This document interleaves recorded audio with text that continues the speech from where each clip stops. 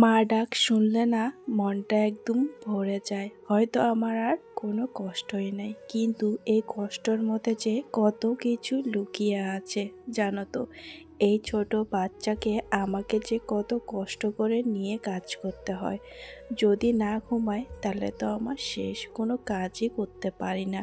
ওকে যে আমি কিভাবে নিয়ে রাখি সারাদিন আমি একমাত্র জানি। জানো তো, আমি যে মা, আমারই মতন হয়তো অনেকেই আছো যে বাচ্চাকে একাই সামলাচ্ছ। জানো তো, একাই সামলানো কিন্তু অনেকটাই কষ্ট। সেটা কিন্তু আমি ভালো করে এখন বুঝে নিয়েছি। কারণ আমাদের বাড়িতে তো জয়েন্ট ফ্যামিলি ছিল, তাই অত একটা মালুম হয় নাই। এখন বিয়ে হওয়ার পর বুঝতে পারি জয়েন্ট ফ্যামিলি আর সিঙ্গেল থাকা কতটা না কষ্ট। জানো তো, এই যে এখন মেয়ে হওয়ার পর হাড়ে হাড়ে বুঝতেছি, কেউ যদি থাকতো আমার বাচ্চাটাকে নিত, আমি ভালো করে কাজ করতে পারতাম, এটাই ভাবি। কিন্তু কেউ তো নাই, আর কে বা আমার মেয়েকে নেবে। যদিও বা নেয়, আমার কাজ না হতেই এসে পড়ে আমার মেয়ে। তো ওকে যতটুক ঘুমিয়ে থাকে অতটুকু আমি শান্তি মতন কাজ করতে পারি।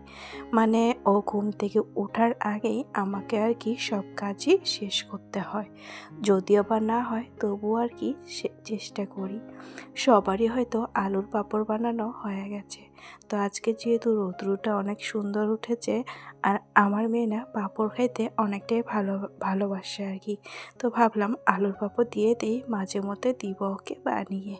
তো এই যে আজকে কিন্তু ঘরের সমস্ত কাপড় ধুয়ে দিয়েছি, আর বরমশাই কিন্তু ছাদের মধ্যে দিয়েছে, আমি তো আসতে পারিনি।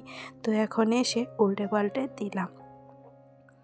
তো পনিরটা যেহেতু ফাটিয়ে গেছিলাম, এখন না এটা বানাবো আর কি। আমার মেয়ে না দুধ খাইতে চায় না, আর পনিরও কিন্তু খাইতে চায় না। ওকে না এই দুটো জিনিস খাওয়ানো অনেকটাই কষ্ট আর কি। লাইট বন্ধ করে ওকে আর কি দুধ খাওয়াতে হয়, আর পনির তো একদমই মুখে নেয় না। আজকে যেহেতু শনিবার, আর আমার বোন না নিরামিষ খাইতে একদমই পারে না, তাই ভাবলাম ঘরের মধ্যে যেহেতু দুধ আছে এটা ফাটিয়ে পনিরটা বানিয়ে নিই। এদিকে লাবড়াও কিন্তু হয়েছে, যেহেতু অনেকই সবজি আছে ভাবলাম একটু লাবড়া করে নিই। তো এই যে এদিকে আবার বসিয়েছি মানে পনিরগুলা ভালো করে ভেজে নিলাম।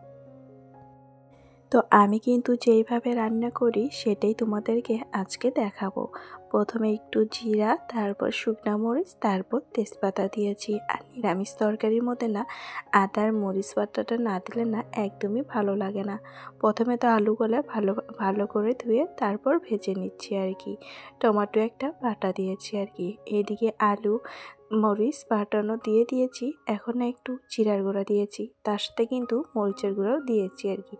মরিচের গুঁড়োটা একটু কম দিই। আর রান্নাবাড়ি করতে করতে না কত বাসন কিন্তু জমিয়েছে। মেয়ে ওঠার আগেই এইসব ধুয়ে একদম পরিষ্কার করতে হবে। আর মেয়ে উঠলে তো তখন ওকেই নিব না, কাজই করব। তাই এই যে 2 হাত মানে আমার 4টা হাত লাগে।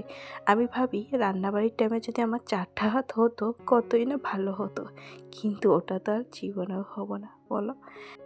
তো আমি না যত তাড়াতাড়ি পারি কাজগুলো করে রাখার চেষ্টা করি। তো এদিকে মেয়ে যেহেতু উঠেছে, আগে ওকে খাইয়ে দিলাম, তারপর আমরা বসেছি খাওয়ার জন্য। আজকে এত কিছু রান্না করেছি, তাও আবার শাশুড়ি দিয়েছে সবজি, শুক্তো দিয়েছে আর চাটনি দিয়েছে। তো আমি আবার দিইনি আজকে, কারণ আমি তো অমন একটা কিচ্ছুই বানানি। আর যদিও বা তরকারি বানাইছি অল্পটুকুই বানিয়েছি। তো এই যে মেয়ে যেহেতু উঠে পড়েছে, ওকে নিয়ে এখন কাজ করব। অনেক দিন থেকে দেখতেছি এই দিকটা দেখা না একদমই ভালো দেখা যাচ্ছে না। ভাবলাম কি করব, হয়তো প্লাইবোর্ড দিয়ে লাগিয়ে দিব। মানে এখন যেহেতু অনেকটাই আমাদের প্রবলেম হচ্ছে, তাই এখন বলল থাক, এখন আপাতত এটা দিয়ে চালিয়ে দাও, পরে আবার লাগিয়ে দিব। তো এই যে এখন নিয়েছি মেয়েকে ঘুমানোর জন্য, কারণ এখন ঘড়ি কাটায় 7টা বাজে রাত্রির আর কি। মেয়ে বলল ঘুমাবে না। জানো তো, অনেকক্ষণ চেষ্টা করলাম, প্রায় 2 ঘন্টার মতন ওর সাথে ছিলাম বিছনার মধ্যে, কিন্তু কিছুতেই ঘুমাচ্ছে না। আর এদিকে আমার অবস্থা দেখো, কারণ ঘর দুয়ার একদম এলোমেলো হয়েছে, কখন যে কি করব সেটাই ভাবতেছি আর কি। তো এই যে আজকে যেহেতু মাথায় চিরুনি লাগাতে পারিনি, তো একটু মাথাটা আশ্রয় নিলাম, কারণ মাথা ব্যথা করতেছে এই চিন্তা করতে করতে। জানো তো আমার না এখন মাথা ব্যথা, কোমর ব্যথা এত যে শুরু হয়েছে কি আর বলবো। এইদিকে এক গাদি কাপড় আছে, কখন যে গোছাবো। তো এদিকে মেয়ে যেহেতু ঘুমায় না, তাকে নিয়ে এখন কাজ করতে হবে। ওকেই বা কে নিবে, আর আমি বা কাজ করলে কখন করবো আর কি। তো বসে শুয়ে থাকলে তো আর হবে না, তাই ভাবলাম কাজগুলো পটাপট করে করে নিই। আমি আমার মেয়ে যতই আলমারি গুছিয়ে রাখি না কেন, ওর বাবা কিন্তু এলোমেলো করে দেয়। কারণ এই একটা নিতে আরেকটা ছেড়ে বেড়ায়। একদিন গুছাইলে পরে বুঝতে পারবে কেমন মজা কাপড় গুছানি। এদিকে মেয়ের অবস্থা দেখতে পাচ্ছ। আমি এদিকে কাপড় গুছিয়ে রাখছি, ও না সব আর কি ফেলিয়ে দিচ্ছে আর কি। এইদিকে এটা করছে, ওইদিকে ওটা করছে। তারপর আমি না সারাদিন ঘরে ঝাড়ু দিতে পারিনি, সকালে যা দেওয়ানো হয়েছে। তো এখন যেহেতু ঘরটা গুছিয়ে নিলাম, তো এদিকে এখন ঘরটাও কিন্তু ঝাড় দিয়েছি। আর আমার মেয়ে তো মা মা করেই সারাচ্ছে আর কি। ওকে কুলে কখন নিব বলো, আমার তো অনেক কাজ পড়ে আছে। এই মাত্রই ঘরগুলো গুছিয়ে গেলাম, এই মেয়ে দেখো কি করেছে। এইসব বলো কার সহ্য হয়, তবু আমি মানিয়ে নিই। কারণ আমি যদি আমার মেয়েকে মারি, কে বা ধরবে? ধরার মানুষ তো কে নেই, আর ও যেহেতু বুঝে না, তাই ওকে আমি এখন কিছুই করি না। তো এই যে আবার ওই ঘরে দিয়েছি, ওই ঘরের মধ্যে গিয়ে টলিটা আবার ফেলিয়ে দিয়েছে। মানে একটার পর একটা আছে আর দুষ্টামি। রান্নাঘরটাও কিন্তু এলোমেলো করে রাখছে। তখন যে দেখলাম পর্দাটা লাগিয়েছি, আবার মেয়ে না খুলে দিয়েছে, পরে আবার লাগাবো। অনেক চেষ্টা করার পরও যদি না ঘুমায়, তাকে আর কিভাবে ঘুম পাড়াবো বলো।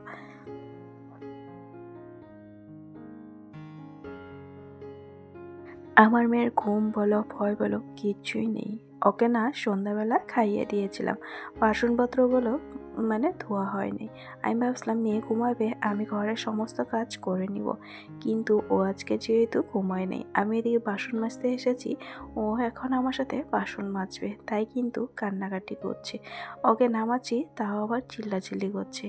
ওকে এখন উপরে উঠে তারপরে এই যে দেখতে পাচ্ছ সব থালিগুলো কিন্তু ও আবার ফেলিয়ে দিচ্ছে আর কি। অনেক দিন থেকে ভাবতেছি ওই ঘরের মানে তোশকের কাভারটা বানাবো, কারণ আমার মেয়ে না অনেকটাই ল্যাতড়া করেছে তোশকটা। তো তোশকটা যদি কাভারটা না দেই, আরও কিন্তু মানে ল্যাতড়া করে ফেলবে। ওকে নিয়ে এখন বানাবো।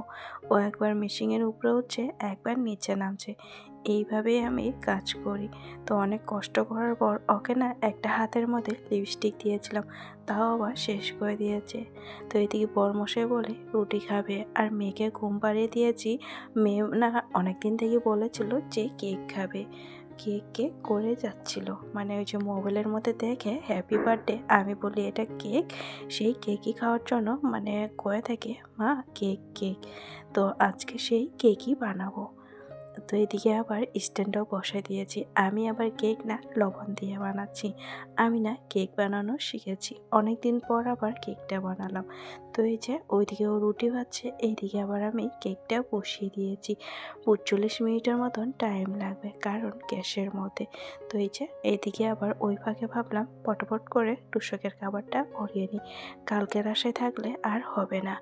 যেটা আজকে করব ওটা আজকেই, মানে কালকে করলে জানোই ঘরের মধ্যে বাচ্চা আছে, সময় পাবো না। তাই ও আর আমি মিলে ঢুকিয়ে নিচ্ছি তোশকের খাবারটা। আমার তো একার তুমি নাই এই তোশকের খাবার ভরানো, কারণ ৩০ কেজি তুলার তোশক আমাদের কিন্তু এটাই প্রথম আর কি তোশক আর খাট। জানো তো এটার মতো কিন্তু অনেক কাহিনী আছে আর কি। তো আমাদের তোশকের খাবার লাগানো হয়ে গেছে, এখন না বিছনার চাদরটা বেড়ে নিচ্ছি। অনেকটাই সুন্দর দেখা হচ্ছিল জানো তো, আমি বললাম। তো এই যে এই একটা সুন্দর চাদর বিছনার মধ্যে দিয়ে দিলাম।